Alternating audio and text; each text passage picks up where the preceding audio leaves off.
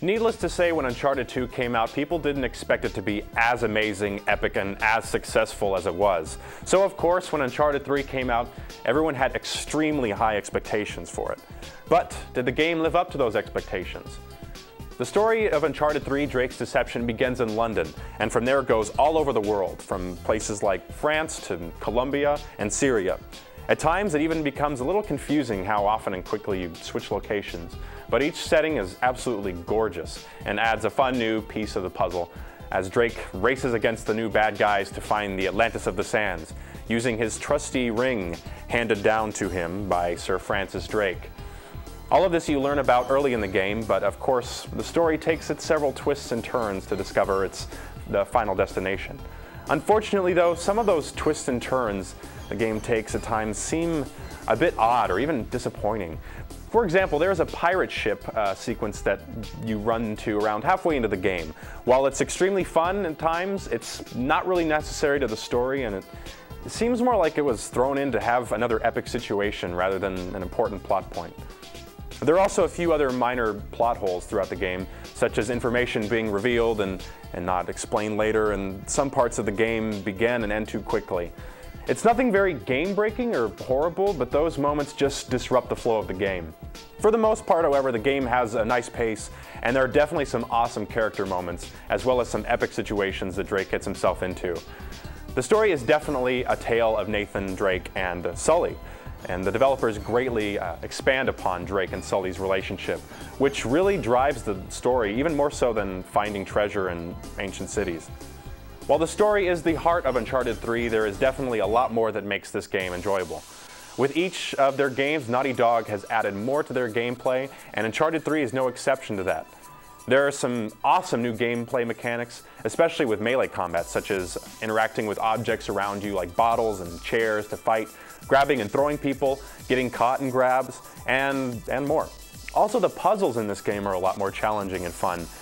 Even though they're not a very large part of the game, they require some more thought and exploration rather than simply looking at your journal for the answers.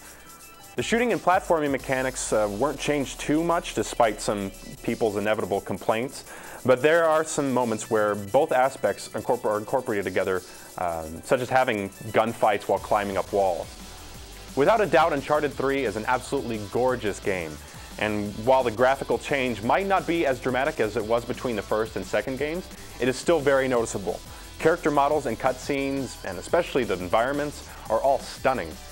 There are some incredibly photorealistic moments while looking at cityscapes and details such as lighting, water, sand, and fire.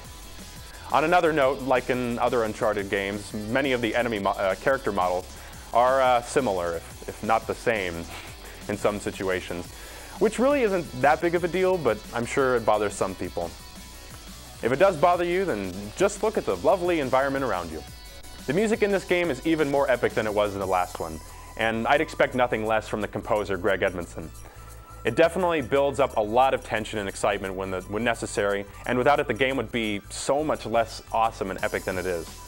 Along with that, the presentation is wonderful. The interface is functional and fine, and more importantly to the Uncharted series, the cinematics and voice acting are top-notch and really bring you into the game.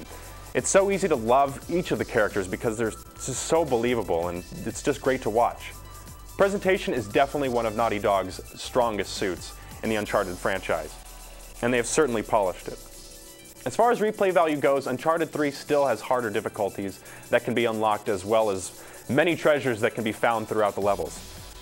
At least for me, there's no rush to jump into that, but it's there and offers more reason to play again. Naughty Dog has definitely been trying to improve their multiplayer experience, and I feel it's been getting somewhat better with Uncharted 3. There are new gameplay modes, rewards, co-op features, perks, and more. And there are a lot of cool multiplayer levels and co-op missions that actually aren't in the single-player mode. It's definitely worth checking out when playing the game. While Uncharted 3: Drake's Deception has its flaws within its story and its mechanics that some may consider disappointing, the overall experience from the game is still wonderful, and it's easily one of my favorite games this year. Naughty Dog knows how to make a fun game. With that, let's break down the scores. Story gets an 8.5, design gets a 10, gameplay gets a 9.5, presentation a 10, and replay value gets a 9. Overall, I give Uncharted 3: Drake's Deception on the PS3 a 9.4.